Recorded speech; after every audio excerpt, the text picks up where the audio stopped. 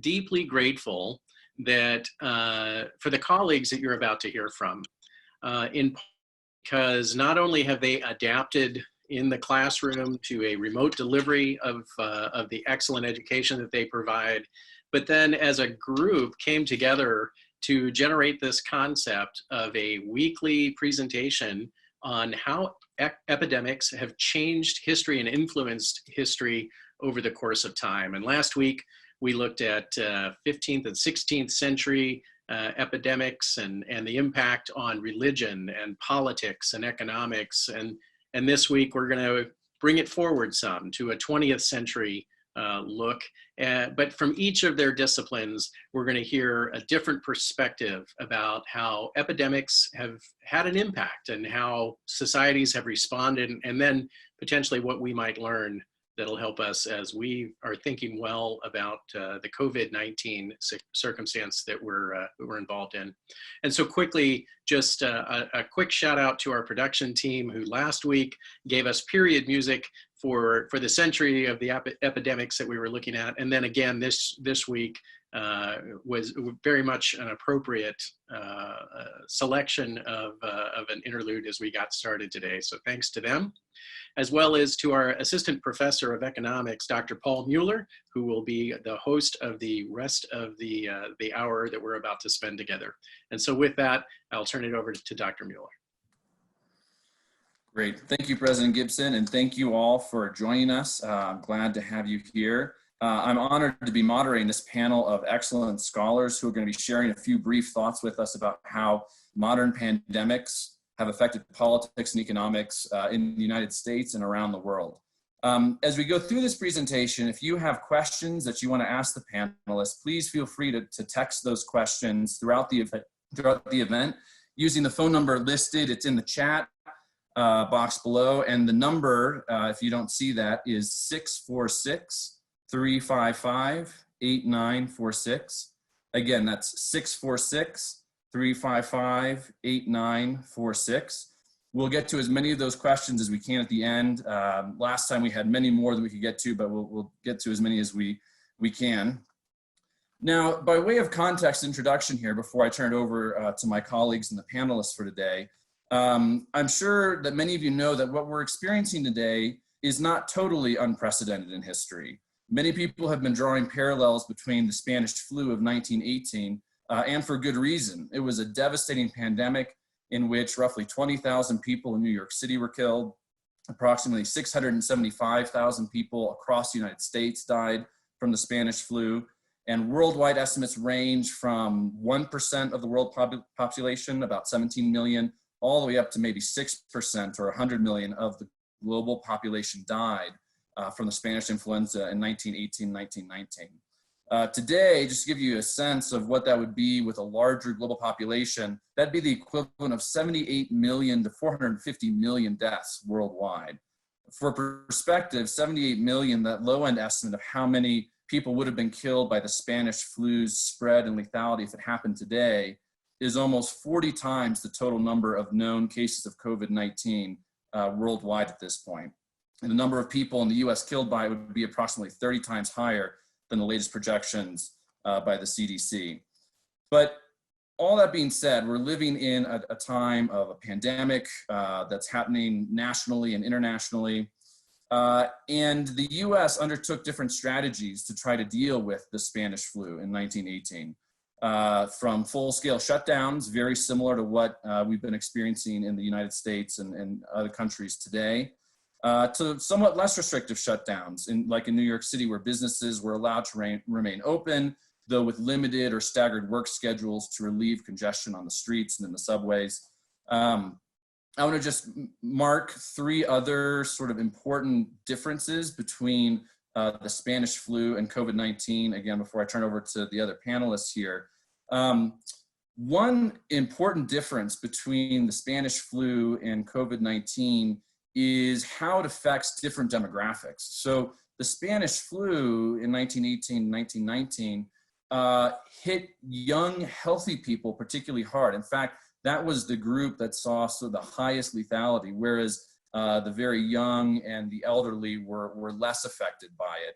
And that's very different, at least from what we're seeing today, where COVID-19 seems to not affect children very much. And it doesn't seem to affect young, healthy people as much either in terms of lethality.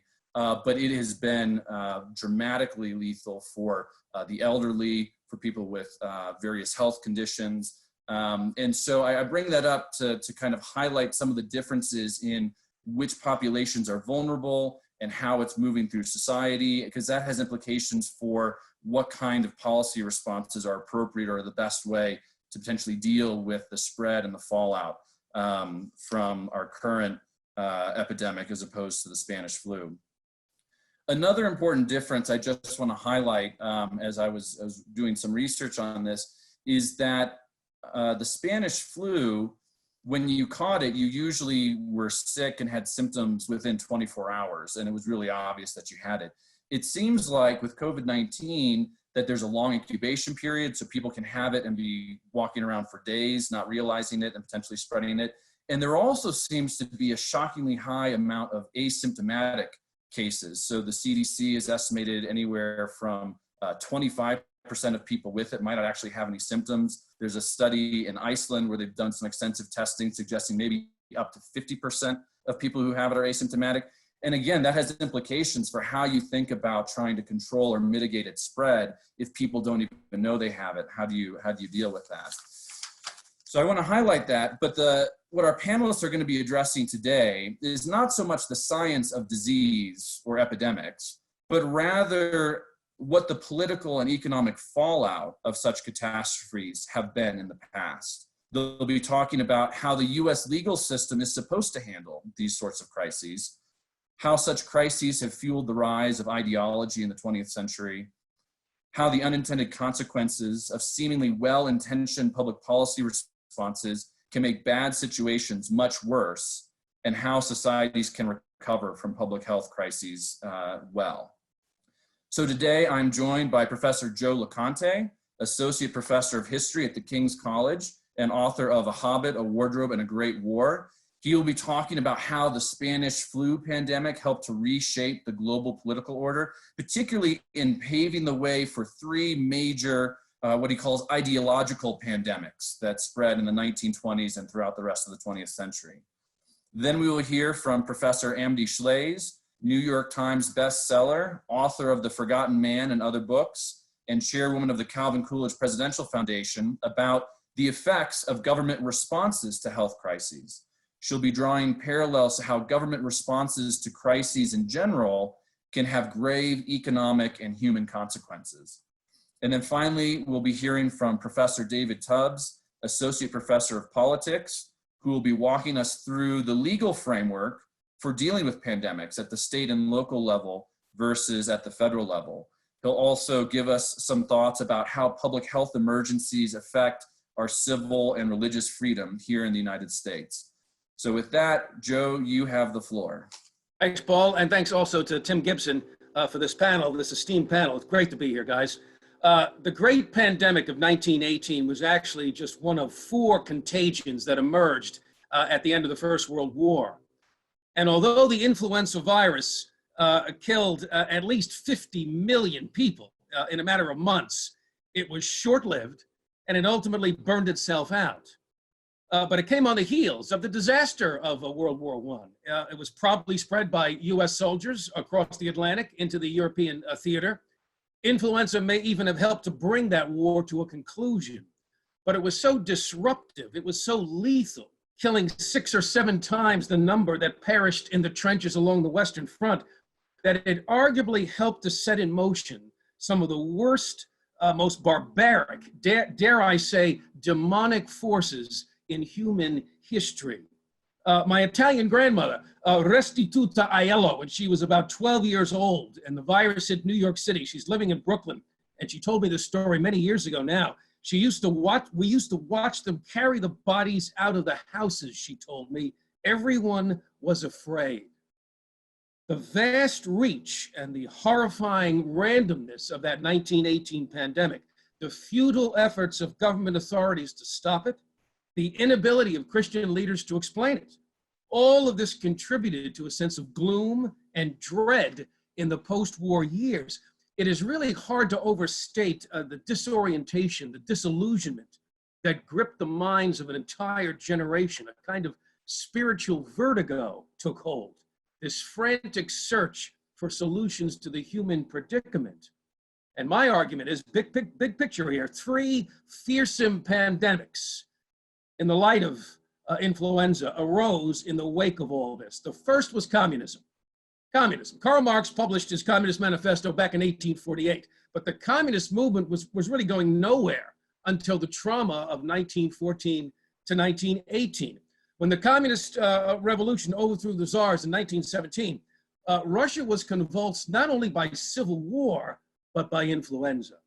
The historian Boris Egorov has called the influenza outbreak in Russia, quote, a national catastrophe, claiming up to 2.7 million people within 18 months, or about 3% of the country's population. The power vacuum in Russia has to be filled. And so by 1919, the 5 million man Red Army has solidified the complete dominance of the Communist Party for decades to come. And just as influenza was global in its reach, so too was the communist vision.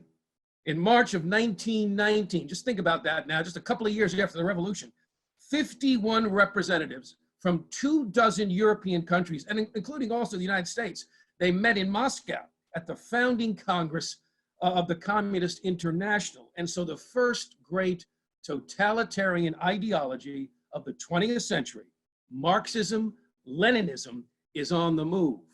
The second pandemic, fascism. It began in Italy in 1919. Italy, yeah, one of the victors, one of the winners in the First World War, but also one of the European nations most severely affected by the Spanish flu. From 1918 to 1920, about 466,000 Italians will perish in the pandemic, almost the same number of Italian soldiers killed in the war. So Italian society now seems to be in tatters, a startling degree of poverty, unemployment, inflation.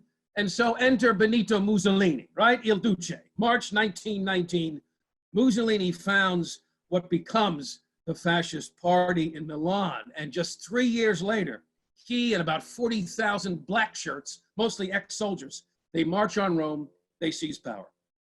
The fascist conception of the state is all embracing, Mussolini writes. Outside of it, no human or spiritual values can exist, much less have value. So under Mussolini, Italy becomes the first European state to dispense with constitutional government and to embrace totalitarianism as a governing philosophy. By the mid-1920s, the fascist disease now has spread all over Europe.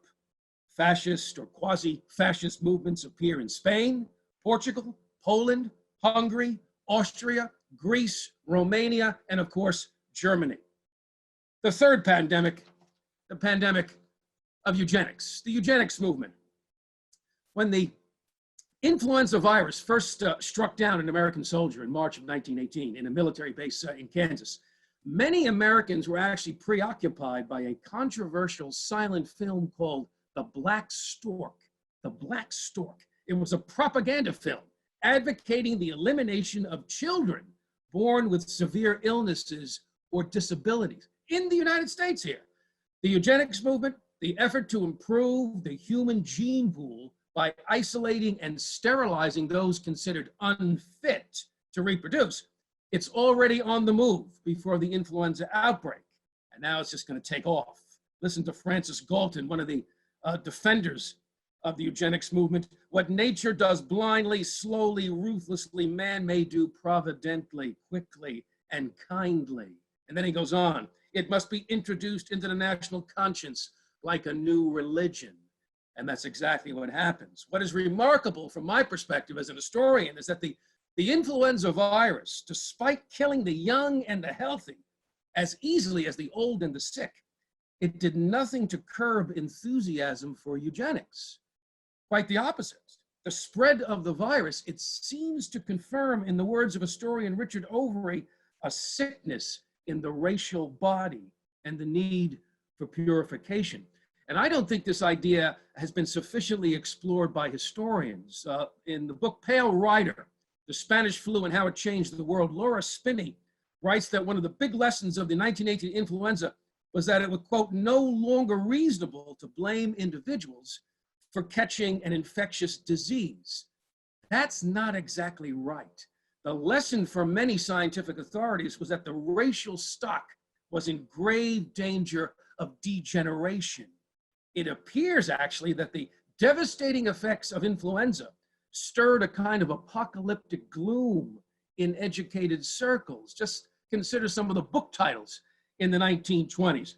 The End of the World, Social Decay and Degeneration, Racial Decay, The Need for Eugenic Reform, Darwinism and What It Implies, Human Sterilization Today, The Sterilization of the Unfit, The Twilight of the White Races. And I could go on and on. Quite a title collection for a book club, Loconte Book of the Month Club. Well, think about it.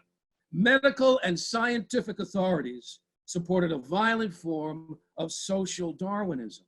And they secured appointments at institutions such as Harvard, Princeton, Columbia, and New York's Museum of Natural History. No, friends, you're not going to find that on their websites today. A little too embarrassing. But what began as a fringe pseudo-scientific idea became mainstream thinking in premier scientific and academic institutions. The scientific community, and here's a scary thing, is now using its immense cultural authority to persuade democratic lawmakers to get on board, and they do. The American Eugenics Society, founded in 1922, supported by Nobel Prize-winning scientists, hopes to sterilize 1/10 of the US population. 1 out of 10. That means Loconte's probably gone. 33 states adopted eugenics policies, such as the forced sterilization of the unfit. Well, how did this all come to an end? The racist barbarism of Nazi Germany, the cries of the victims of Auschwitz revealed to the world the appalling logic of eugenics. Now, we have to say here, friends, and I'd say this in any audience, the clearest voices against those totalitarian forces were conservative and traditionalist Christians, men and women who were never taken in by the promises of an economic paradise or a new race of biological supermen. In 1922, the Catholic thinker G.K. Chesterton, he published Eugenics and Other Evils, the only book of its time unabashedly opposed to the movement's claims and objectives. Chesterton anticipated, actually, the totalitarian direction of the eugenic agenda, which he derided as, quote, terrorism by 10th-rate professors. I'm just glad I don't work with any 10th-rate professors. I'm grateful for that. Let me just say that at the outset. The Protestant author C.S. Lewis also saw the totalitarian impulse at work under the guise of science. Listen to Lewis on this. The power of man to make himself what he pleases means the power of some men to make other men what they please. The man molders of the new age, he says, will be armed with powers of an omnicompetent state and an irresistible scientific technique.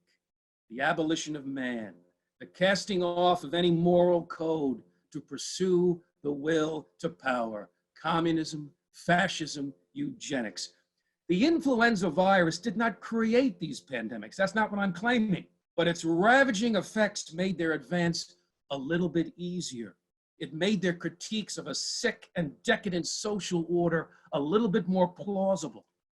Today, as we all know, we are desperately searching for a vaccine against the coronavirus. I'd like to get out of lockdown here in DC. Get me out of lockdown, sure.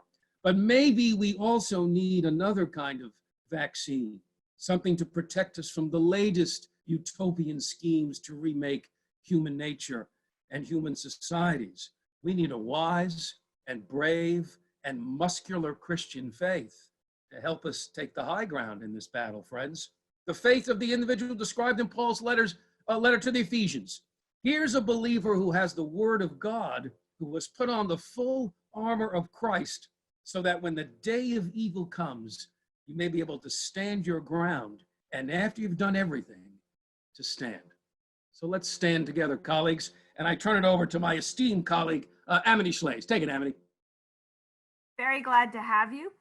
I was very interested to hear what Professor Loconte said. My talk is kind of parallel to his, where Professor Joe was international. I am going to be domestic, and the associations that Professor Joe is making are valuable, the relationship between health and fascism, and you won't hear that too often at any other college, which is why King's is so special. We tend to, now I'll start, we tend to assume the economy will always be there for us. It's almost like a classroom where the teacher's going to give you a problem and he says, assume, a strong economy. But you can't assume the economy. It's not a rational assumption. Economies are like patients, the kind who are currently suffering from the virus. They're living beings. Economies can get sick, and they can swoon. And that's a big crisis as well, because the economy is the engine that will pull us out of recovery. Sometimes we have to change the environment to increase the chances the economy will be strong enough to do that, just the way we change the circumstances with a patient. And the stakes are quite high currently, and in the past. The stakes of how we handle the economic side of a health crisis determine whether the United States is a superpower or not. I'm going to talk about two examples of health emergencies in the economy. One is 1918 through 1925, and then I will move to 1970. And think about when I talk about how the recognition of the economy's needs or the denial of its needs determine the outcome post-crisis. The first example is the Spanish flu. We've been hearing a lot about that this morning from Professor Paul.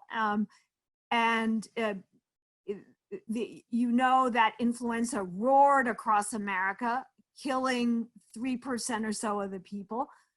We had won World War I, but our superpower status was far from certain, and we didn't know if we could sustain our superpower status with this flu around. You want to try and picture what having the flu was like, having the flu in your town. We enjoy certain amenities when we're in quarantine here. We can sometimes get in our car. We can go to our own bathroom. In that period, people didn't have cars when they were quarantined. They couldn't easily drive to the grocer. They didn't have toilets. Fewer than half of households had no toilet, had outdoor plumbing, and that meant plenty of disease. So you might have another disease such as cholera, having to do with the lack of a sanitary situation, and then get the flu on top of that, and the combo would kill the weak person. What happened when we, how did we react? And the person I'm going to talk about, I'll mention one other thing. In the background, all the doctors, just as now, were trying to develop vaccines. They thought the Spanish flu was a bacterium like tuberculosis. The vaccines didn't really work. The disease raged. People grew restive. There was rioting in the streets. It seemed like the flu would be killing forever. The disease hit hot spots like army camps or schools, old people's homes, and port cities. In the city of Boston, a port city, the flu was particularly rough. And there, the person on the front line was my subject, Professor, that is Lieutenant Governor Calvin Coolidge. He's sort of like, was sort of in a role like Governor Cuomo today, because he did a lot of work for the governor at the time, and being lieutenant governor. And you want to look at what Coolidge did during the crisis. Well, he did help to enforce quarantine. He did join other governors in asking for help from Washington. He also did something else. He stood up for law. That is, when there were riots, he stood for law and order. The Boston police went on strike. They were lovable policemen. They were underpaid. Their station houses were filthy. But Coolidge did not tolerate that, because the policeman's contract said no striking. And so he fired the policemen and hired new ones to maintain the rule of law in Boston at a terrible time, the time of flu. That's the crisis part. But right after the flu, there was a reaction that helped the recovery. Coolidge campaigned with Warren Harding in a post-flu, post-war environment, and they campaigned on helping the economy. They said, let's return to normalcy. You've heard that word. It's kind of an awkward word, but you know what I mean, because we're all longing for normalcy right now. One thing they did was cut taxes a number of times to make it clear that business would have a chance to recover. They didn't hand out grants to business. They cut taxes on business. Another way of freeing capital for businesses that had to get through the flu. Coolidge had a line which he used through the 20s: the chief business of the American people is business. We've got to let business work in the harness and take us there. That approach, free business to give us a great recovery, did help. It did assure our status as a superpower. It did make it clear that we were stronger than Europe. The 20s were a great decade. I want to mention a little bit about how the freed economy performed for us domestically. People got cars, people got electric appliances, they got their first washing machine, and they got the indoor toilet in the 20s. That meant that health got better and people were less susceptible to influenza. Prosperity, the point is, and not any vaccine, helped America avoid repeats of the Spanish flu in the decades subsequent. So it was economics that put down a virus. Fast forward to 1970, then there was a kind of figurative pandemic or crisis, which was said to be overpopulation. The world had too many people. You can't underestimate the alarm in the country regarding this. We really did think population was an epidemic. In 1965, Congress had hearings about the population crisis and called it the second greatest problem in the world.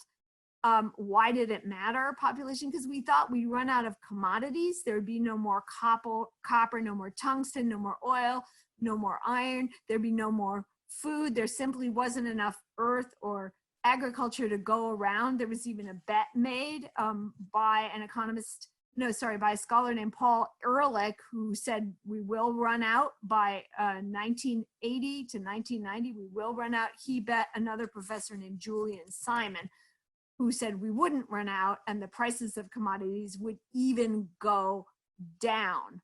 I'm going to quote you some of the language of the period so you can get a feeling of the health emergency that was being described. The battle to feed all humanity is over, said Paul Ehrlich, the first scientist, in his book Population Bomb. The world simply had too many people. He predicted that England would die by the year 2000 and that 65 million Americans would starve. So it was considered a real crisis. In India, I want to do one international example. Of course, the birth rate was skyrocketing and people thought that's the place where it's worst. We have to control population the most. What did the US do? Well, we began to discuss things such as a diaper tax to discourage childbearing. We began to discuss changing the tax structure to discourage having multiple children. We told people, a moral suasion, that they should have fewer children, and the rate of birth, in fact, did go down to around 3 million from 3.7 million. Americans behaved. They didn't have children. They followed the orders and lectures of the higher-ups. In India, the action was far more dramatic. The government gathered emergency powers, claimed those powers, and forced sterilization on the Indian people. Thousands of men had forced vasectomies. Women had forced hysterectomies or other forms of surgery to end their fertility. And the World Bank actually agreed with that. World Bank President Robert McNamara praised the leader, Indira Gandhi, saying at long last, India is moving toward effectively controlling its population. That is just something we can't even imagine. Not hundreds, not tens of hundreds, many thousands people were sterilized. What happened next? The US snapped out of this mentality and we grew. It was Professor Simon, the one who said we wouldn't run out of commodities, who won the bet with Professor Ehrlich. Actually, commodity prices went down. In India, The people suffered until leaders in India came to believe markets might be an answer. They freed up the economy, and India began to grow very fast at steady rates of 5% or more rather than erratically. There was an Indian economic miracle, and suddenly population didn't seem so important. India could feed its people after all through economic growth. What are the conclusions we would make about these prescriptions, these analyses? One is that the economy really matters. It turned out that America's and India's economies at different points were healthy enough to foster inventions that enable those nations to sustain much larger populations. We just had to support those economies by freeing them. The second point, though, I think is even more important. It's that so-called authorities often get things really wrong, especially in crises when they're moving fast. The Spanish influenza was not what scientists of the period thought it was. It was not a bacterium. It was not like tuberculosis. It was a virus. And the expectation in the time of the Spanish flu was that it would stay. It didn't. It kind of fell off a cliff. The entire thrust of the science in that urgent period was wrong. And then when we get to the 1970 crisis in population, the crisis was even wronger. The governments had manufactured an unnecessary crisis, and it violated civil rights in the name of addressing that crisis. The problem of the early 70s wasn't that growth couldn't keep up with an epidemic of births. The problem was that government wasn't letting growth keep up with the population, wasn't letting it, that growth in the end could do the work. Bad government was actually the virus at issue in 1970. My conclusion is that you should be humble about science, humble about your premises and the premises of experts this time as well. We hear a lot now that love conquers fear. What these examples show is that independent thought and freedom also conquer fear, and so does logic. Thank you. And I'm going to pass the mic over to Professor Tubbs. Thank you, Amity. Thank you, Joe. Two fine presentations before me. I want to offer a presentation that I hope complements the two that we just heard. And I want to talk about the United States Constitution, broadly speaking. Many people in the United States take pleasure in expressing their approval or disapproval of elected officials, including the president, members of Congress, and state leaders. But when we have a grave crisis of public health, we should take a step back, in my judgment, and look at the larger picture. That is, we should look at the whole structure of government as embodied in the Constitution of the United States. Can the Constitution get us through the current crisis? Can it help us to attain and preserve those goods that we all esteem? Goods such as health, prosperity, and the blessings of liberty. In my talk today, I shall answer these questions in the affirmative, but with one caveat at the end. My answer comes from an assessment of three parts of the Constitution, namely legislative power, executive power, and protected liberties. This assessment will be followed at the end by a word about personal accountability during a public health crisis. I start with legislative power. Legislative power under our Constitution is shared by both Congress and state legislatures. But we must remember a crucial distinction. All of Congress's powers are delegated or enumerated, and they are therefore limited. By contrast, the powers of state legislatures are broader. In particular, state legislatures have broad authority to exercise police powers. Police powers refers to the state's authority to promote public health, safety, and morals through legislation.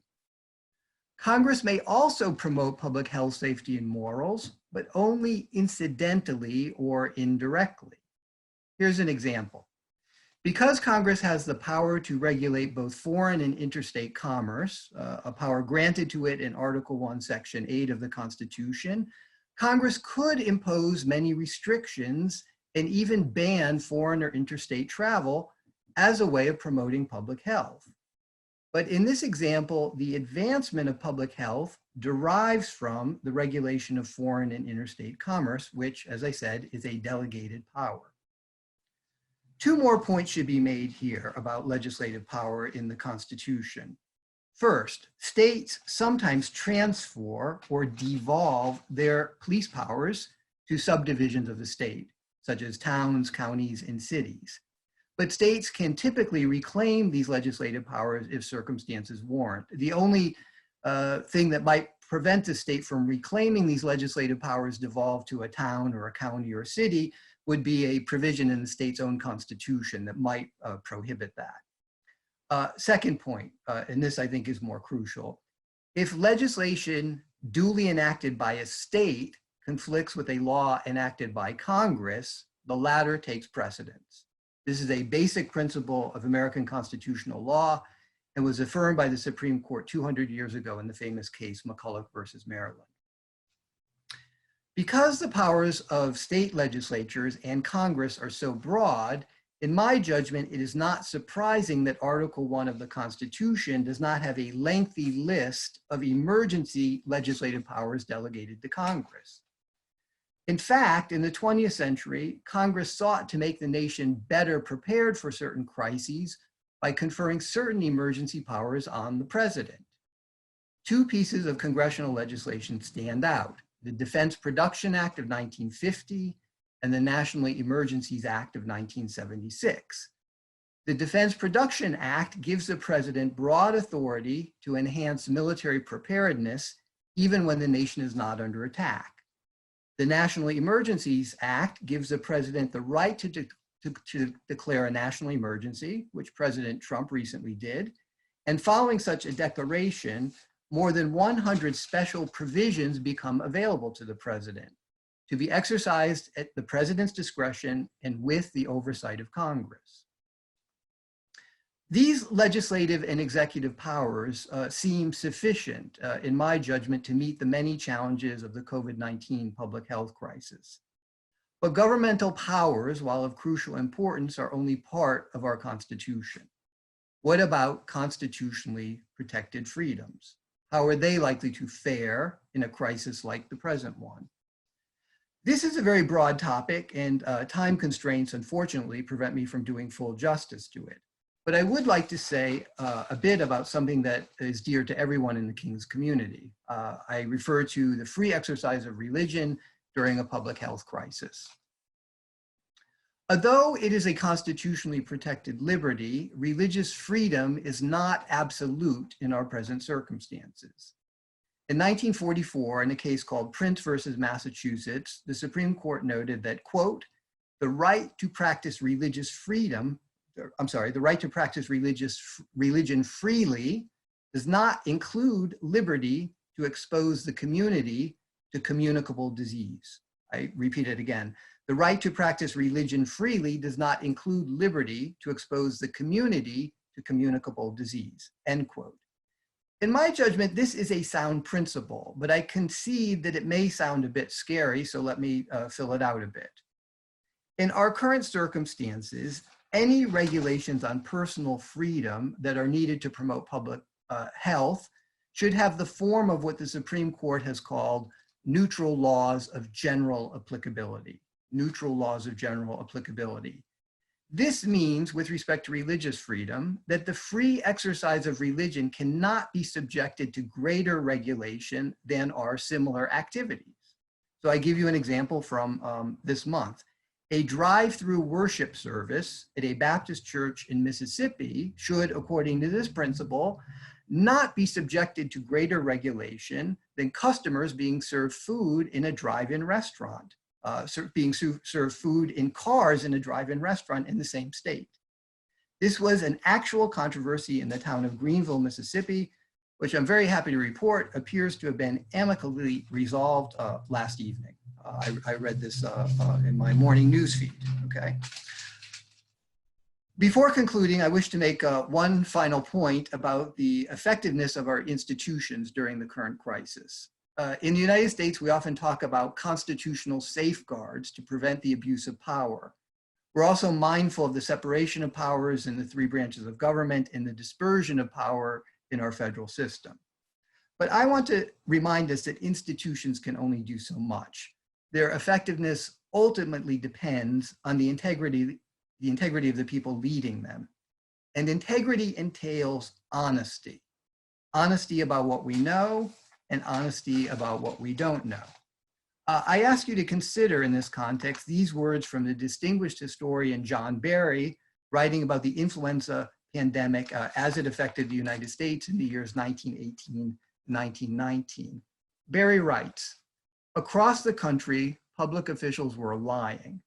US Surgeon General Rupert Blue said, there is no cause for alarm if precautions are observed.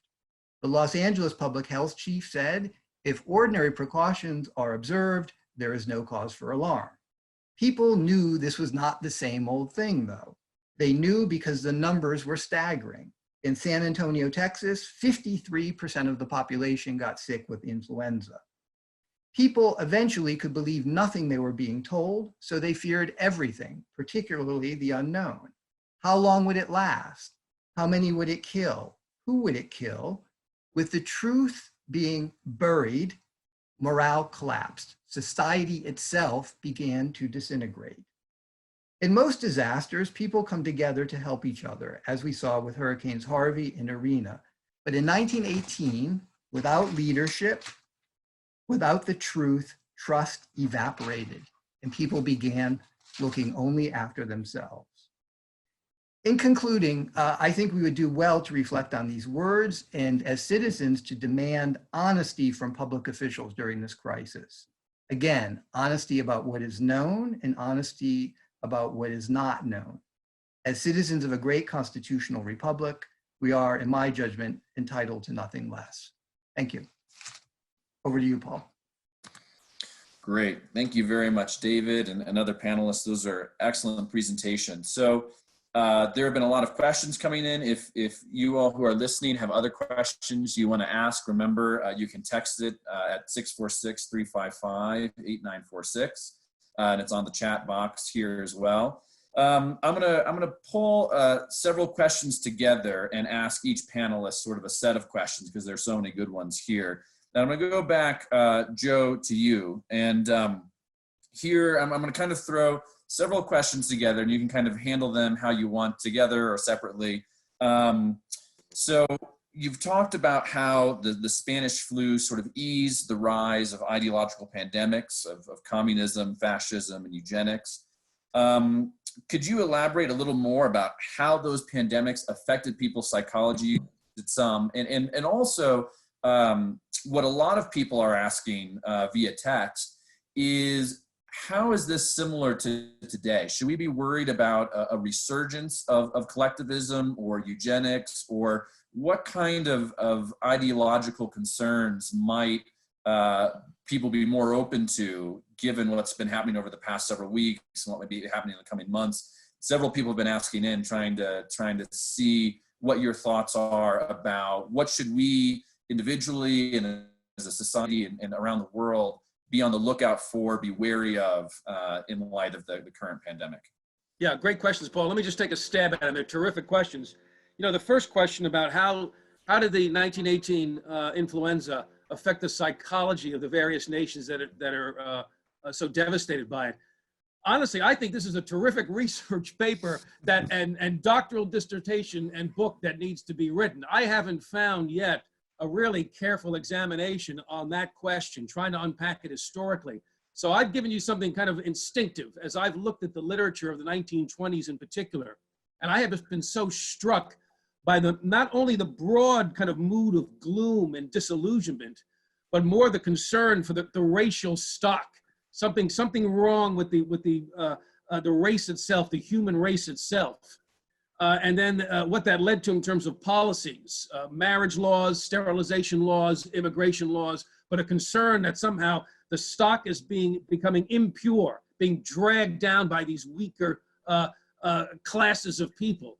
And influenza seemed to stir that up in a way that we just hadn't seen, because the eugenics movement was around from the 19th century, and it was making inroads by the turn of the century, but boy, it takes off after the First World War and influenza. It just takes off. And and it had, the eugenics concept had a greater reception in some countries than others, but I can't help but sense that there is a real connection between the two. Now, what it means for your second question, not quite an historian's question to try to answer about how might it go now in terms of policy, but thinking historically, what it did lead to in an earlier era was get the state to help us out of this problem. Use the coercive power of the state to fix the problem, whether it's sterilization, immigration, whatever it is.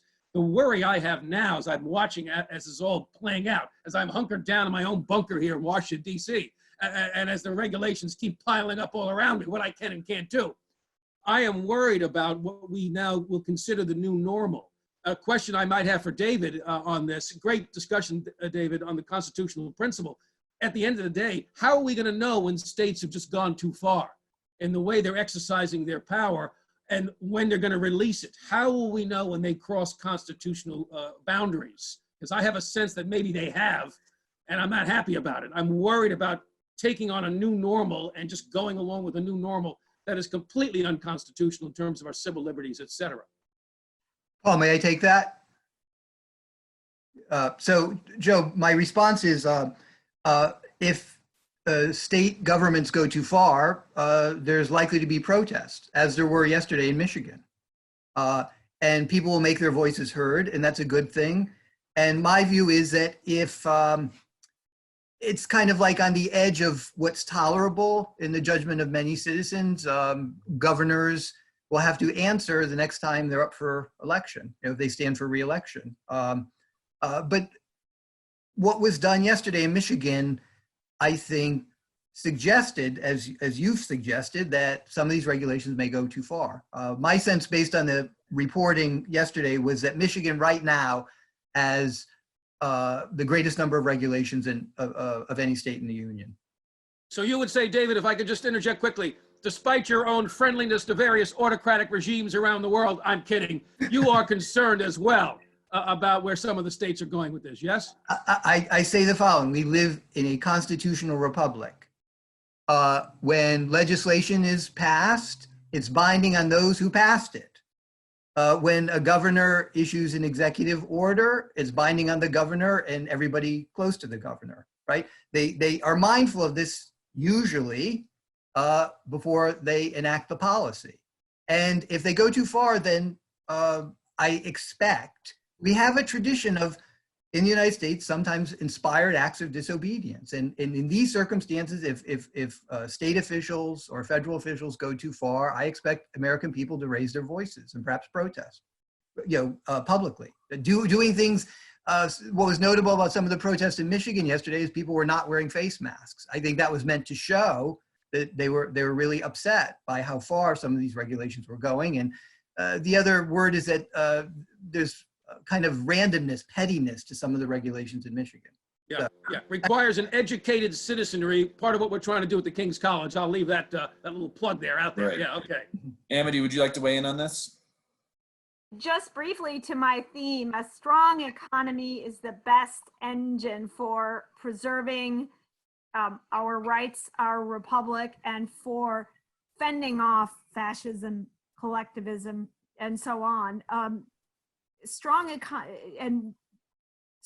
we need to release or protect our strong economy, by which, an example, I don't mean giving everyone a holiday from the payroll tax, which is the discussion currently. All that does is make life worse for our younger people later. So what I mean would be what we would do today. I've written about this in the Washington Post, for example.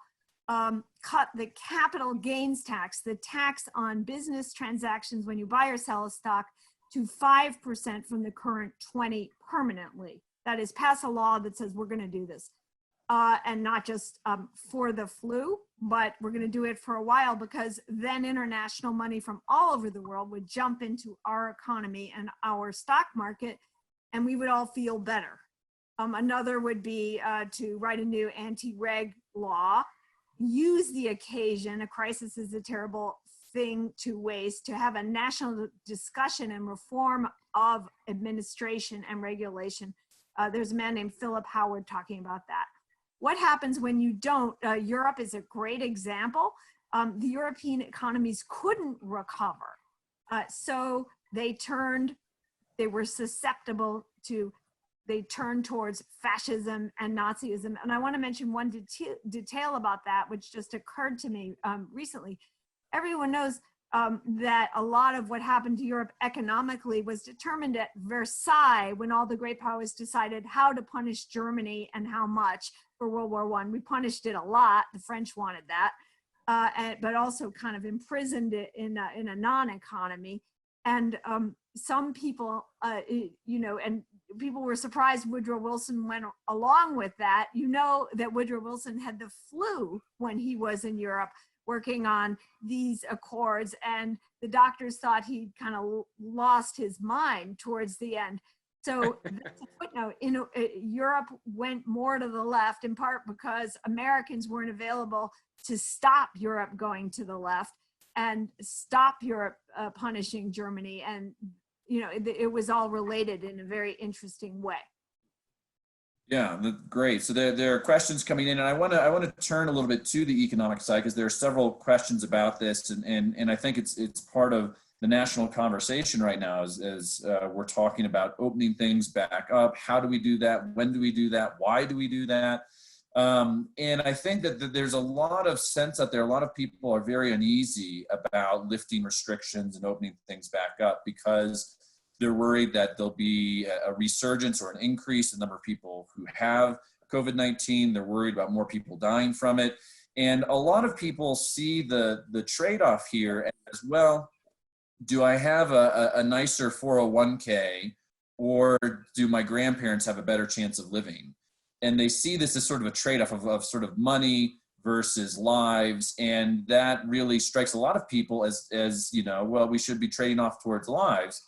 And so I wonder if Amity, this is to you directly, but then the other panelists can weigh in as well.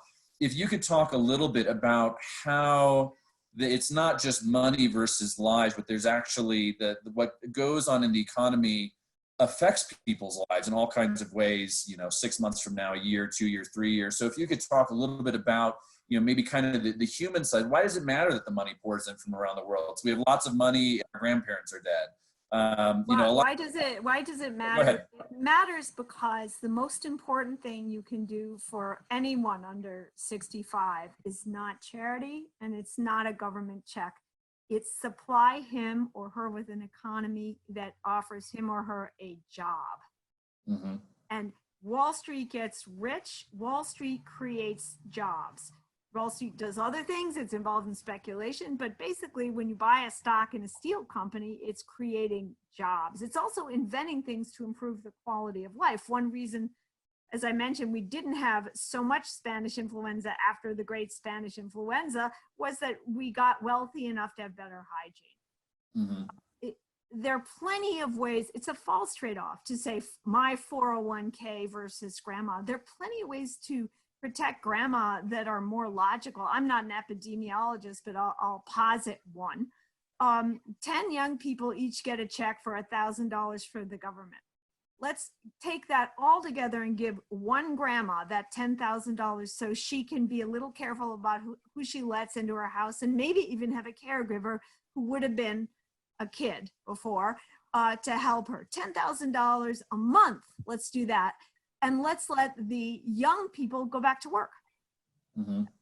Let's help the senior citizens get better living arrangements. Mm-hmm. But you don't have to hold the whole economy hostage to the vulnerability of older people. And older people would live longer if they had all that money. They'd be happy too, because their grandchildren would be restoring the economy for all of us. And we'd we'd get over the flu better, faster as a result of that. Mm-hmm. Good. Joe or David, do either of you want to weigh in on thinking about reopening and the trade-offs between, the economics, standards of living, liberty versus lives? Because I think, one thing I've been struck by, both for myself and lots of people that I talk to, is people really have a hard time thinking about weighing risk, the risk to others, the risk of people dying from an unknown disease or a new disease, relative to all the other things in life that we care about and the way we interact with one another and the opportunities that we or our children have or what's going to happen down the road. So do either of you want to weigh in on, again, as we're thinking about reopening and trade-offs, that you want to weigh in briefly here? Yeah, if I could weigh in real quickly and maybe over to David. I think there are two impulses right now that have really come to the center stage. It's a problem across the political spectrum, but particularly for the ideological left, not paying attention to the unintended consequences of your policies because of the kind of arrogance and hubris that comes with many who exercise power. Unintended consequences, they always happen. What are going to be the unintended consequences of people wearing masks all the time and maintaining a kind of distancing that's really unnecessary? That's one. Secondly, this desire to want to eliminate all risk from our lives. I'm not sure where that comes from. I mean, here in Washington, D.C., we've had a number of deaths. I don't think more than about 50 or 60 deaths in the nation's capital during this. Nothing like going on in New York. I have a bigger chance right now walking out my door, slipping on a banana peel and dying from that than I do coronavirus right now in terms of odds. We can't eliminate all risk from our lives, but I think that's kind of a leftist impulse. Create a political system, an economic system where there's no risk or struggle. It's all somehow taken care of and done for you. I'm worried about those impulses. Mm-hmm. David? Sure, Paul. So I appreciate what Joe and Amity said. I add just a little bit. The pundit, and he's in this area, I think, really stimulating. They've been reading regularly for the last month or so is Holman Jenkins of the Wall Street Journal. He has a lot of interesting things to say. In his column yesterday, he was saying, with respect to restarting the economy, we should remember that it's not going to be a one-size-fits-all model. Restarting New York City, because of the density of the population, is probably going to be a different proposition than restarting other cities in the US, okay? We have a federal system. This allows us at the level of states and subdivisions of the states, cities and counties to experiment with different things. A densely populated metropolis like New York, I think it presents some special challenges. Holman Jenkins in yesterday's column was comparing New York City with the entire country of Sweden. They have both roughly 8 million people, 9 million people, and he identified some other salient differences. He pointed out that in New York City, in Queens alone, you have over 800 languages spoken, okay? So there are special challenges in New York because of the density and diversity of the city that just aren't evident, don't exist elsewhere. And I think public officials should be really mindful of that when they think, how do we restart this economy? Some things will work very easily in more homogeneous communities where, you know, there's not dense population. And I think that it could be with the precautions that have been adopted, social distancing and so forth. I think that those parts of the national economy could be ready to go pretty soon, if not already.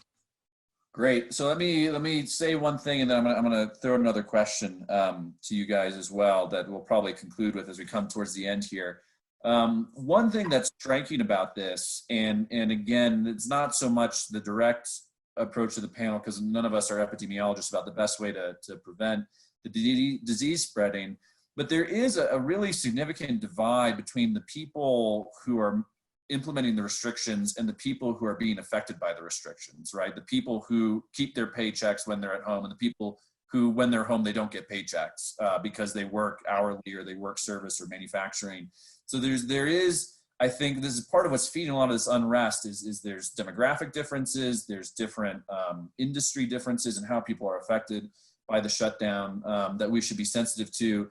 And then the question, you know, and again, we're not really equipped to answer this, although we brought it up, is what we're doing the best way to protect the most vulnerable? Or should we maybe have concentrated more on protecting the elderly, as Amity was mentioning, or doing a lot more testing, particularly around nursing homes or people going into nursing homes, or, you know, there's kind of, this is one of the things where, you know, history can be helpful looking at the Spanish flu, but you also have to be careful about how it's different in terms of who's at risk and how you deal with it.